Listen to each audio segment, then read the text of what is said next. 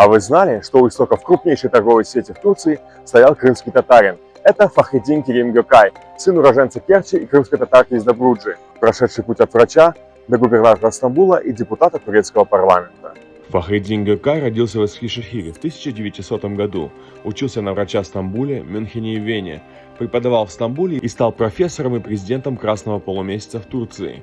В 1949 году началась его карьера в политике. Он избран мэром, а затем и губернатором Стамбула. Фахреддин Керим Гёкай строит школы, расширяет городское пространство и помогает малоимущим гражданам, регулирует цены на основные продукты питания и, чтобы сделать их еще доступнее, изучает зарубежный опыт оптовой торговли. Так, под его руководством совместно с швейцарской компанией Migros в 1954 году была основана торговая сеть Migros Türk. В 1975 году она стала независимой. Как и швейцарские коллеги, Migros Türk начинали с уличной торговли с грузовиков. Сейчас филиалы Migros есть в 5 странах мира, от Казахстана до Северной Македонии.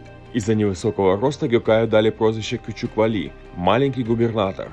Он частый герой политических карикатур, но народ его любит, в том числе из-за мягкости во время беспорядков 1955 года. Эта мягкость сыграла с ним злую шутку.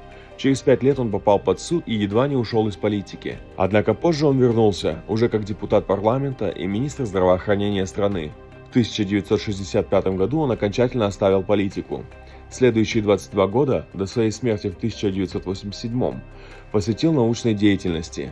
Стамбульцы помнят маленького губернатора. В честь Гёкая названы лицей Küçükçekmece и центральная улица района Кадыкөй.